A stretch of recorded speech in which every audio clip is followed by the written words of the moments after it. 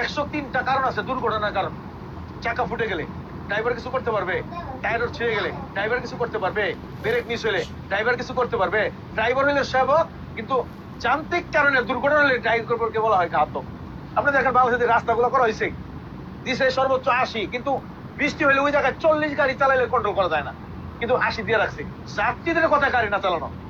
যখন যে স্টার্ট করবে তখন তার মনে করতে হবে সে ভালো, সব পাগল, সে ভালো, সব পাগল। তো পাগল অনেক কথা বলবে, রাগ করা যাবে না, এটা মনে করতে হবে। আর যাত্রী এরা সবাই আমার লক্ষ্মী। যদি সে বুঝতো তাহলে বলতো না ভাই জোরে চালান, অনেকে আবার টাইনে লন, অনেকে ভাই বাইদা গাড়ি চলে গেল, সে তো বুঝতেছে না, এসে বলবেই।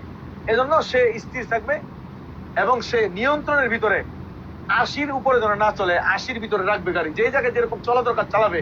কিন্তু আরেকটা হলো যে এই জিনিসটা, যে একটা গাড়ি দাঁড়ায় যাত্রী নামাইতেছে, ডাইনে ক্লিয়ার আছে, সে ওই জায়গায় জোরে যাবে না, ওই জায়গায় সে ব্রেক করে কন্ট্রোলে যাবে। কারণ ওই গাড়ি থেকে যাত্রী নেই, রাস্তা পার হইতে পারে, তখন সে যদি জোরে যায় যাত্রী না দেখে পার হয়, যাত্রী দুর্ঘটনার কবলে পড়ে যাবে, দোষ হবে ড্রাইভারের। কিন্তু আসলে ড্রাইভাররা কিন্তু ইচ্ছা করে কোনো কাজ করে না, এটা হয়ে যায়। আপনি দেখেন যাত্রীদের উদ্দেশ্য হলো যে তারা তো বুঝে নাই, অনেকের লোক মারা গেছে, তারা তাড়াতাড়ি দরকার। আবার অনেকে ভাই আস্তে ধীরে চালান, সে নিম্নত দুর্ঘটনার কবলে পড়ছে, সে জানে বিষয়গুলি।